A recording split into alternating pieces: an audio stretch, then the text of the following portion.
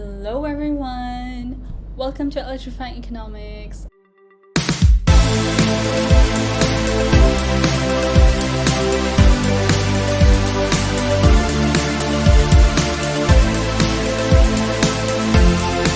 I'm Anisha, and in today's video we're going to be talking about market failure.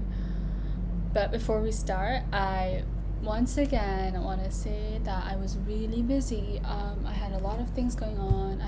I just finished my exams like almost a week ago.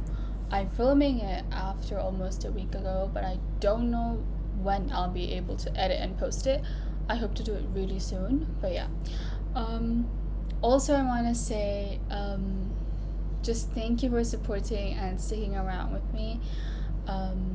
Today we're going to be talking about market failure, and without any further ado, let's get into the video. Well, market failure is a very, very important concept as well in economics. All the concepts are important, and I think market failure does incorporate quite a lot of content, like in the sense from other chapters. Some chapters like price equilibrium also is taken into account, but if you guys don't know what it is, you can go watch my other videos.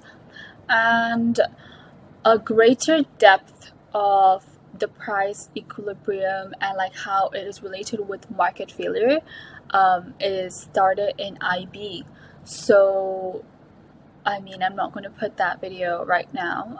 If I still continue, and I hope and I think that I will continue with this YouTube even in IB, in the sense after my IB, so that time I will add on to the content of market failure with relation to the equilibrium prices and all etc. It's very in-depth, and I'm still learning. I finished that chapter in my class, but I'm still learning, and I don't want to give any wrong information out there. So, without any further ado, let's get started with the content. So, market failure is a situation in which the free market is left alone to allocate resources, but it fails to do so efficiently. So, the market does not produce the goods and services that consumers most want and in a quantity that is required. This is basically the overview and the definition of market failure.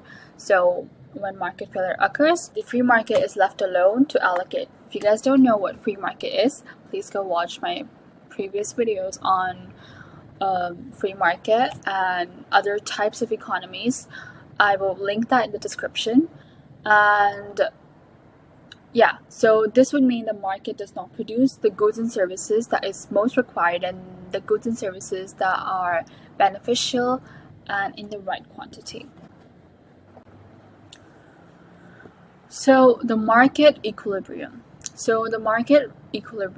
There are like a bit of two types, not really, but yeah. So when market failure occurs, the optimum quantity is not reached in the market. That is, the equilibrium reached does not take into account the social costs and the social benefits of consuming and producing the product, hence making this equilibrium the wrong one.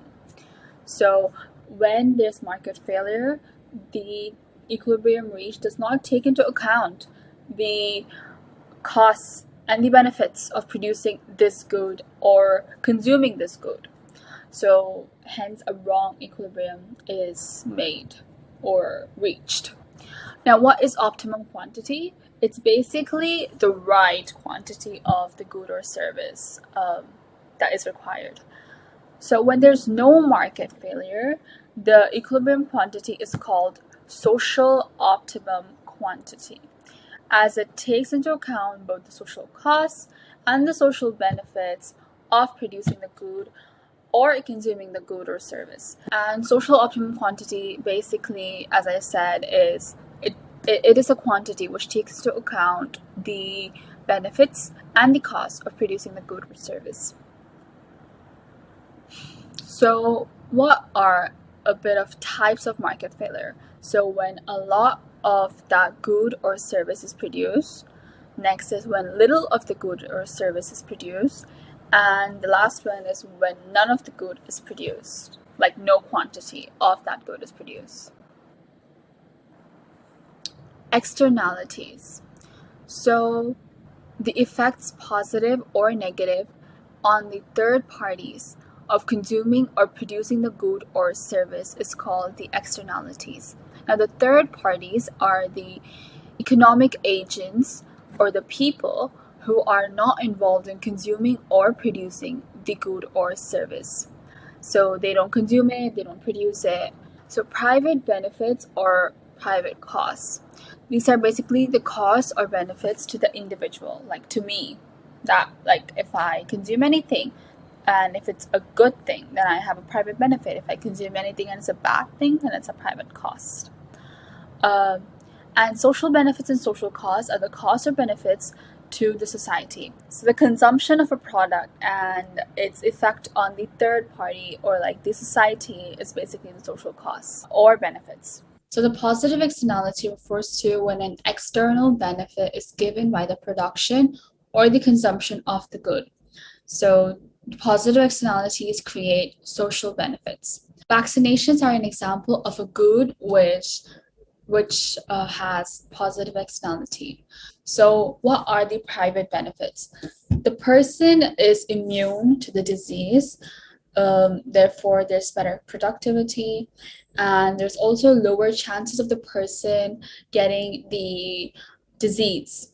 And what are the external benefits? Other people don't get affected by the person, and there's more productivity. So this will mean more economic growth, the person will be able to focus, so more goods and services are produced, and there's more efficiency, and this also boosts economic growth in general as not many people get the disease. So negative externality is when external cost is given by the production or the consumption of the good. So negative externalities also create social costs. An example of a good which create negative externalities is smoking.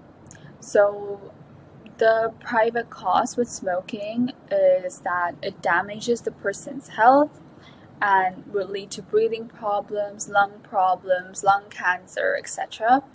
Cost of buying the cigarette, lower productivity of the person because I've heard, and I think it's pretty true, that if you smoke, then you basically are like kind of cranky when you don't have the dose of the cigarette, the nicotine in you, and yeah, and this would lead to lower productivity. You wouldn't be able to focus on work, etc. The external cost of smoking is the pollution from smoke. Other people around also inhale the smoke. Like if you go walking around and there are like a few people smoking or one person smoking, then you would also automatically inhale the smoke, and this would also probably damage your health sometimes, or maybe it just cause a bit of discomfort if you're not used to smoking. And also, firms don't have efficient workers, as I explained before, because of low productivity. And the family members are also affected because of the person's behavior, the bad mood, when the dose of the nicotine or the smoke and other things.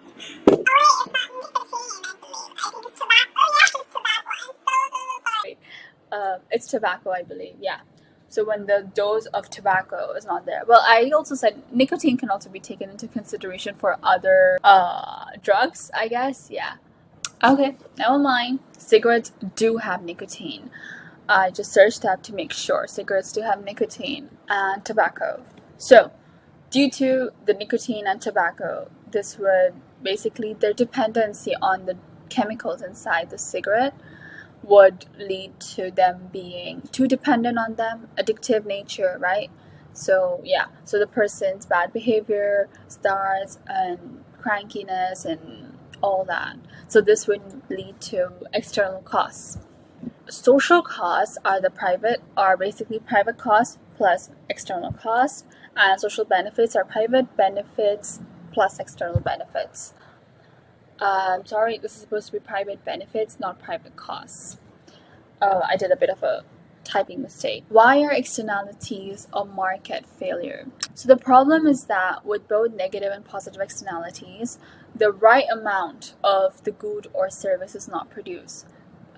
Hence, this would lead to either too much or too little of the good. Hence, results in market failure as the free market fails to allocate resources efficiently. So remember the definition. Market failure occurs when the free market fails to provide or allocate resources efficiently. Types of goods. Merit goods. Those goods and services which are beneficial for consumption and production but are underconsumed as the benefits are underrated by the consumers due to lack of information and knowledge. So basically, merit goods are good for you and the society but are underconsumed because of various reasons and mainly because of lack of information.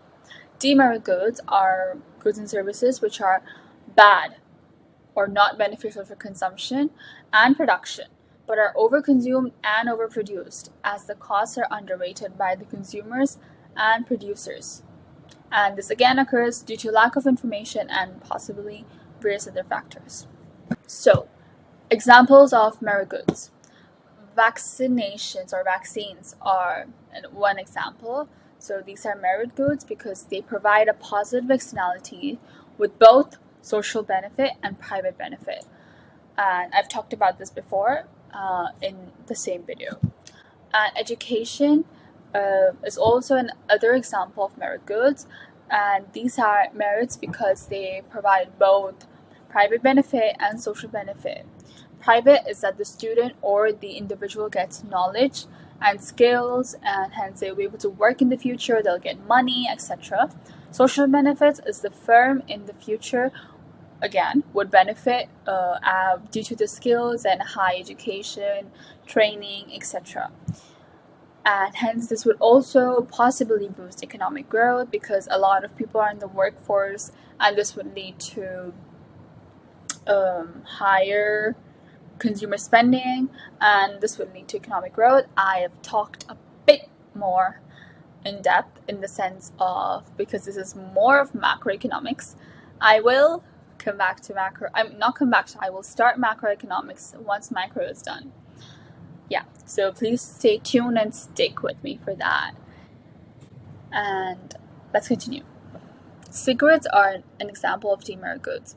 These are demerit goods because they both have private costs and social costs. Gambling, again, both private costs and social costs.